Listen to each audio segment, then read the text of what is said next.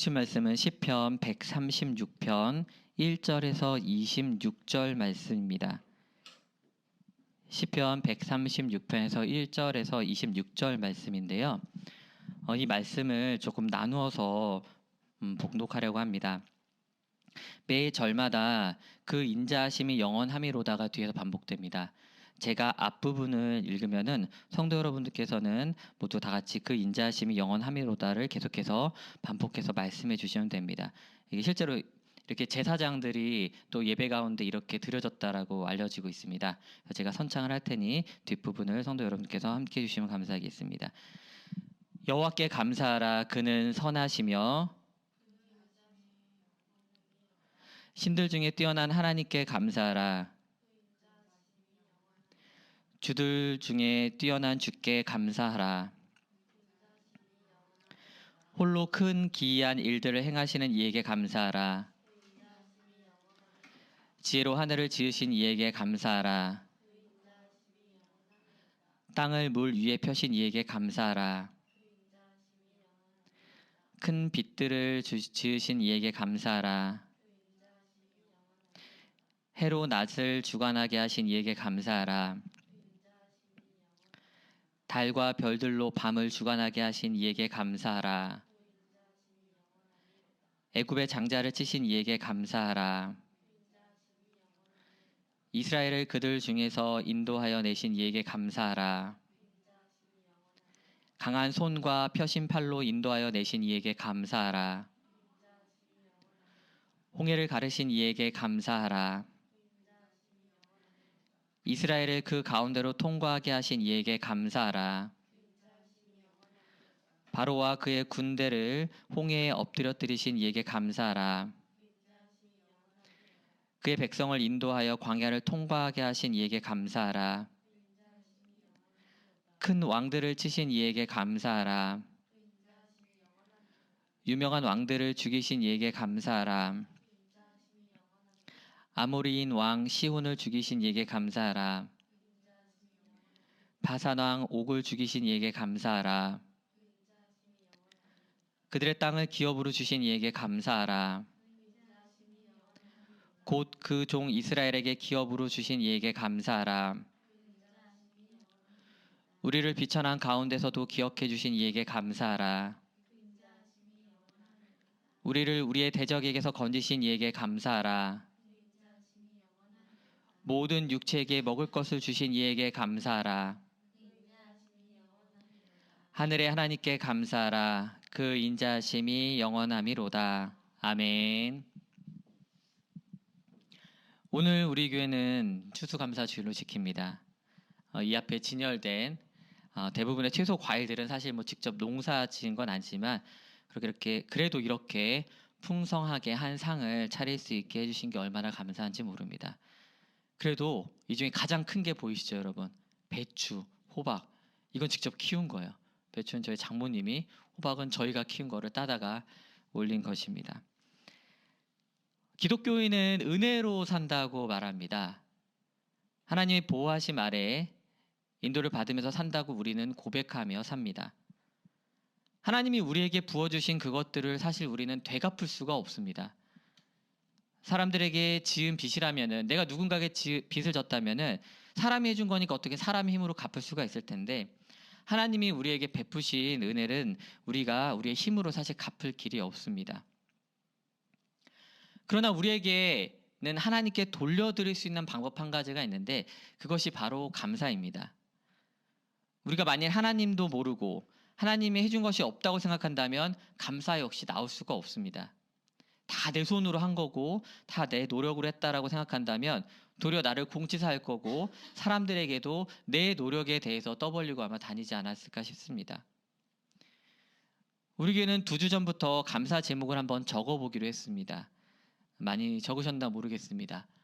아까 어린 설교 시간에 조금 나누기는 했는데 아마 어른들은 제가 굳이 발표를 시키진 않았거든요. 부담되실까봐. 저 역시 이제 생각날 때마다 메모를 해서 좀 정리를 해보았는데, 이렇게 정리를 하면서 느꼈던 재미있는 점이 무엇이었냐면요. 감사 제목을 하나 적었더니 또 그 제목에 연결되어서 감사 제목이 계속해서 나오는 것이었습니다. 예를 들어서 제가 좋은 성도들을 만나게 해주셔서 감사합니다라고 적었거든요. 그랬더니 바로 좋은 이웃을 또 만나게 해주셔서 감사합니다라는 또한 감사의 제목이 나왔습니다. 예배할 수 있는 공간을 주셔서 감사합니다라고 적었더니 또 햇빛이 잘 드는 집을 주셔서 감사합니다라는 또한 제목이 나왔습니다.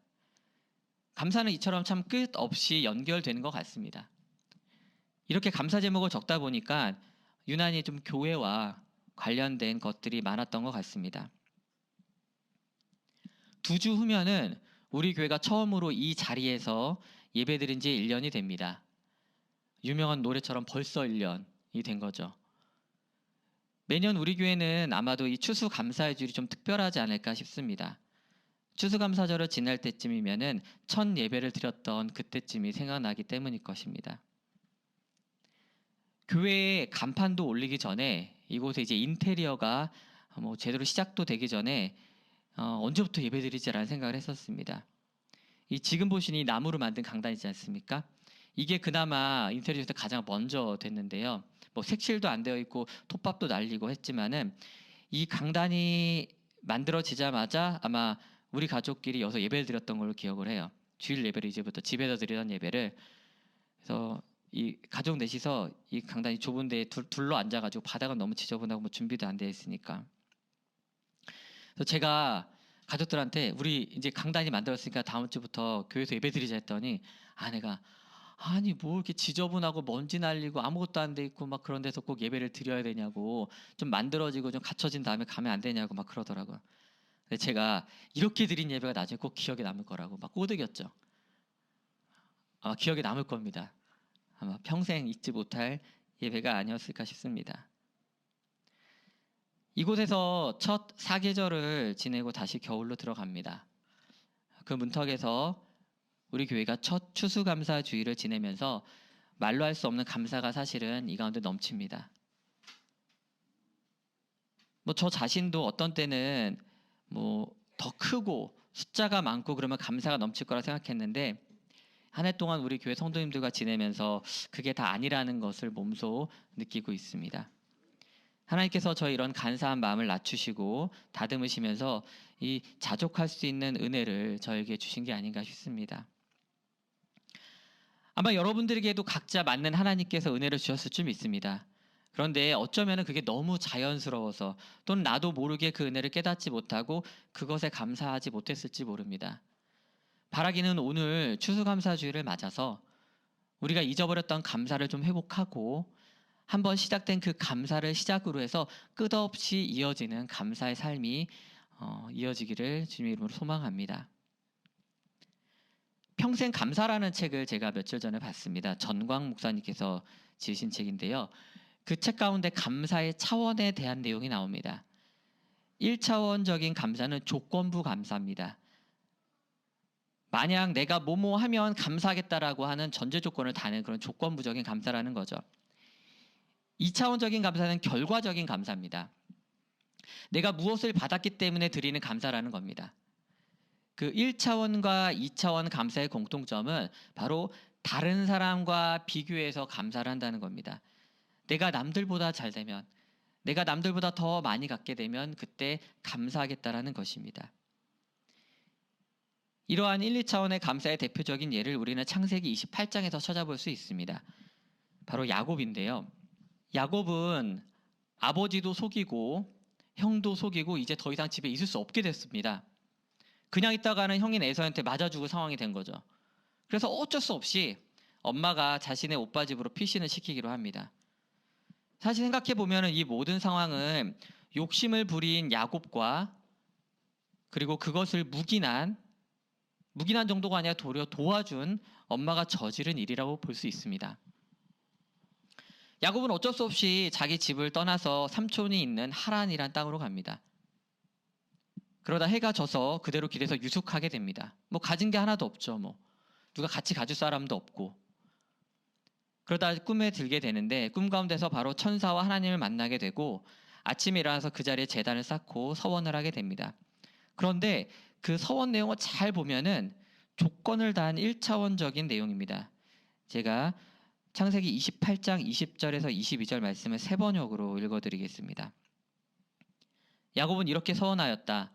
하나님께서 저와 함께 계시고 제가 가는 이 길에서 저를 지켜주시고 먹을 것과 입을 것을 주시고 제가 안전하게 저의 아버지 집으로 돌아가게 해주시면 주님이 저의 하나님이 되실 것이며 제가 기둥으로 세운 이 돌이 하나님의 집이 될 것이며 하나님께서 저에게 주신 모든 것에서 열의 하나를 하나님께 드리겠습니다. 상당히 조건적인 서원 아닙니까? 함께 계시고 지켜주시고 먹을 것과 입을 것을 주시고 안전하게 돌아가게 해주시면 이 모든 게 조건부 감사한 겁니다. 근데 더 흥미로운 것은 하나님이 사실은 이 앞서서 내가 먼저 그렇게 해주겠다라고 말을 하셨거든요. 그런데 그거를 또 못 믿고 다시 한번 확인하는 겁니다. 우리 좀 더 거슬러 올라가서 28장 15절 말씀을 제가 읽어드리겠습니다. 하나님이 하신 말씀입니다. 야곱에게 내가 너와 함께 있어서 내가 어디로 가든지 너를 지켜주며 내가 너를 다시 이 땅으로 데려오겠다. 내가 너에게 약속한 것을 다 이루기까지 내가 너를 떠나지 않겠다. 아멘. 그런데 그럼에도 하나님은 이 뒤에 나왔던 야곱의 기도를 들으시고 자신이 약속하신 것을 이루어내십니다.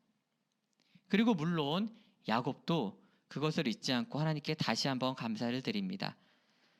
많은 세월이 지나고 다시 고향 땅으로 돌아오는 길 위에서 야곱이 한 이야기입니다. 35장 3절 말씀입니다. 우리가 일어나 베델로 올라가자. 내 환난 날에 내게 응답하시며 내가 가는 길에서 나와 함께 하신 하나님께 내가 거기서 제단을 쌓으려 하노라 하매.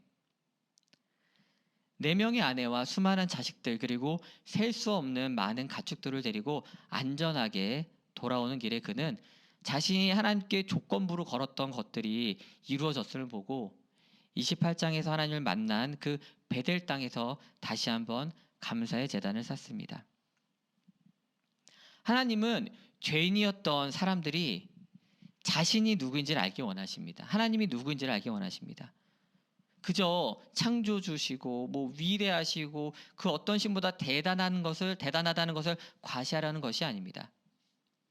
그 어두운 밤에 홀로 위험을 피해 도망가다 들판에서 돌 하나 괴고 누워있는 그 불쌍한 사람, 그 야곱에게 나타나신 것처럼 하나님은 오늘도 우리에게 나타나시고 우리와 관계를 맺기 원하십니다. 그 시작이 비록 조건부적인 감사와 기대로 왔을지라도 하나님은 사랑하는 사람과 함께 하며 도와주고 싶어 하시고 그 위험에서 벗어나게 하고 싶어 하시는 분임을 믿으시기 바랍니다. 앞서 말씀드린 평생 감사에는 1, 2차원이 말고 3차원적인 감사도 있다고 말합니다. 그것은 불행을 당해도 힘들고 어려워도 일이 안 되어도 드리는 그럼에도 불구하고 감사합니다. 성경에서 가장 대표적인 이 3차원 감사를 꼽자면 단연 하박국 선지자입니다. 하박국 3장 16절에서 17절 말씀입니다. 내가 들었으므로 내 창자가 흔들렸고 그 목소리로 말미암아 내 입술이 떨렸도다. 무리가 우리를 치러 올라오는 환난 날을 내가 기다림으로 썩이는 것이 내 뼈에 들어왔으며 내 몸은 내 처소에서 떨리는도다. 비록 무화과 나무가 무성하지 못하며 포도나무에 열매가 없으며 감람나무에 토출이 없으며 밭에 먹을 것이 없으며 우리의 양이 없으며 외양간에 소가 없을지라도. 하박국 선지자가 활동하던 시기는 이미 북이스라엘은 멸망했고 신흥 강국인 바벨론이 세계를 정복해가던 그런 시기였습니다. 바벨론은 니느웨를 함락했고요. 아수르와 이집트의 연합군마저 물리쳤습니다.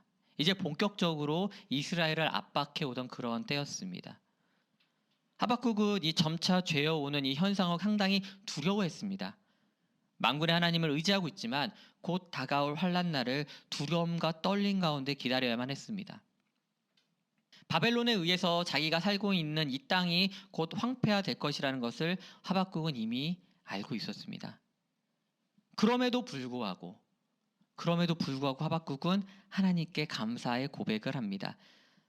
계속해서 읽어드리겠습니다. 18절과 19절입니다. 나는 여호와로 말미암아 즐거워하며 나의 구원의 하나님으로 말미암아 기뻐하리로다. 주 여호와는 나의 힘이시라. 나의 발을 사슴과 같게 하사 나를 높은 곳에 다니게 하시리로다. 이 노래는 지휘하는 사람들을 위하여 내 수금에 맞춘 것이니라.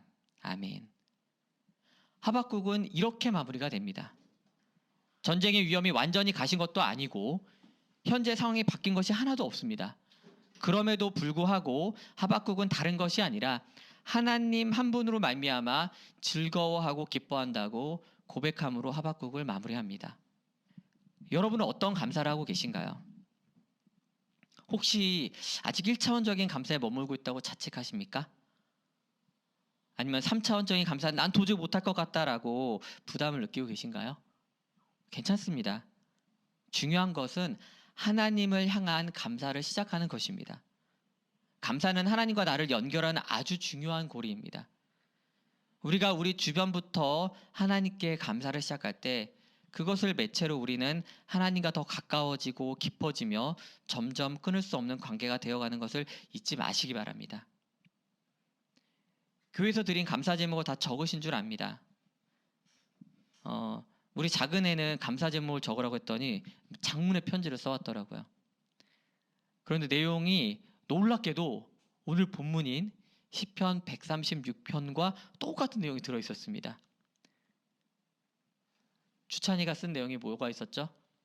은하계에 있는 행성들 이름을 다 썼어요. 태양을 주셔서 감사하고요. 수성, 금성, 화성, 목성, 토성 다 만들어주셔서 감사하다는 걸 적은 걸 제가 어제 봤습니다. 저는 사실 적으라고 할 때 그냥 바로 옆에 있는 것들, 뭐 좋아하는 물건 주신 거 감사하다 뭐 이런 걸 적을 줄 알았는데 저보다 훨씬 더 고차원적으로 적었습니다. 오늘 본문을 보게 되면은 시편 기자는 모든 절마다 1절부터 26절까지 감사를 절대 놓치지 않고 있습니다. 우리가 조금 더 자세히 나누어 살펴보면은 감사의 이유들이 보이게 되는데요. 1절부터 3절은 하나님 구분 자체를 감사합니다. 최고의 신인 하나님이 우리 곁에 계신 것에 대한 감사를 드리는 것입니다. 4절부터 9절은 창조주 하나님에 대해서 감사합니다. 놀라운 능력 가운데 피조물인 우리도 있다는 것을 잊지 마셔야 합니다. 10절부터 16절은 구속하시는 하나님께 감사를 드립니다. 출애굽 사건을 기억하면서 우리를 죄악 가운데 구원하신 그 하나님께 감사할 수밖에 없는 것입니다. 17절에서 22절은 대적들을 정복하고 그 땅에 정착하게 하신 하나님께 감사드립니다. 적들을 꺾으시고 약속대로 기업을 주신 하나님께 감사를 잊지 말아야 하는 것입니다. 마지막으로 23절에서 26절은 공급하시는 하나님께 감사를 드립니다. 시편 기자는 22절까지 하나님께 감사를 드리면서 다시금 자기 자신을 돌아봅니다. 그 모든 것을 거저받은 나의 상태는 뭐라고 말합니까? 비천한 가운데 있다는 걸 발견하게 됩니다. 출애굽 사건이 일어나기 전 유대인들의 상태나 지금 주님 앞에 서 있는 나의 상태나 별다를 게 없이 비천한 상태라는 것입니다. 놀라운 것은 그 비천한 가운데 처한 나를 하나님께서 잊지 않으셨다는 것입니다. 하나님은 유대인을 대적의 손에서 건져내신 것처럼 우리를 사탄의 손에서 건져내셨음을 믿으시기 바랍니다. 우리 가운데 여러 가지 감사의 제목들이 하나씩 하나씩 사라지더라도 끝까지 남아야 할 것은 바로 이 죄에서 구원하신 하나님께 감사하는 것인 줄 믿으시기 바랍니다. 원수를 물리치고 육체에게 먹을 것을 주시고 여러 가지를 공급하신 하나님께 감사하는 것도 중요하지만 우리가 죄에 빠졌을 때 그 자리에서 구원하신 하나님께 감사하는 것을 잊는다면 다른 감사는 아무 소용도 없게 되는 것입니다. 제가 이번 주 추수감사주일을 준비하면서 몇 가지 책을 좀 보았습니다. 그중에 영성신학에 매진하고 있는 강준민 목사님이 감사에 대한 책을 한 권 쓰신 게 있더라고요. 책 제목은 감사는 숲을 담는 씨앗입니다 라는 책입니다. 이 책에서 강 목사님은 감사가 어떻게 확장되어 가는지에 대해서 이야기를 합니다. 챕터마다 소제목이 그렇게 되어 있는데요. 처음에는 감사의 씨앗을 뿌리라고 권유합니다. 그리고 2단계로는 감사의 뿌리를 내리라고 권면합니다. 3단계로는 감사의 숲을 가꿀 것을 말합니다. 마지막으로 감사의 열매를 거두라고 그렇게 말씀을 마무리합니다. 1단계인 감사의 씨앗을 뿌리는 장면에서 가장 먼저 가장 서두에 해야 될 감사의 모양을 뭐라고 말씀하시냐면은 바로 자족하는 감사에 대해서 말씀하십니다. 감사는 자족하는 마음에서 나온다고 글을 시작하시는 거죠. 자족하는 게 뭐죠? 스스로 넉넉하게 여기는 마음입니다. 이것에서 바로 감사의 출발이 시작한다는 것입니다. 자족하기 위해서는 환경에 적응하고 주어진 환경에 적응하고 또한 주어진 환경을 초월하는 법을 배워야 한다고 합니다. 환경을 초월해서 기뻐하는 법을 배워야 한다고 저자는 말하는 것입니다. 그런데 그 상태를 뭐라고 한마디로 말하냐면요. 바로 예수님 안에서 만족하는 것을 말합니다. 사실 저자가 출발해서 이 이야기, 자족하는 것에 대한 이야기를 하지만 사실 상상이 어려운 일입니다, 여러분. 감사의 반대가 뭘까요? 뭐 같으세요, 여러분들? 저는 이번 말씀을 준비하면서 감사의 반대가 뭘까 했어요. 저는 그렇게 생각합니다. 불만이라고 생각했습니다. 불만. 불만이 무슨 뜻이죠? 한자어대로 하면은 가득 차지 않은 상태를 말합니다. 내 욕심의 그릇은 훨씬 더 큰데 내가 가진 것들로 내 주변 걸로 채우려고 해도 채워지지가 않는 겁니다. 그게 돈으로 채운다고 채워질까요? 아시잖아요, 여러분들. 내가 가진 게 있으면 더 갖고 싶어요.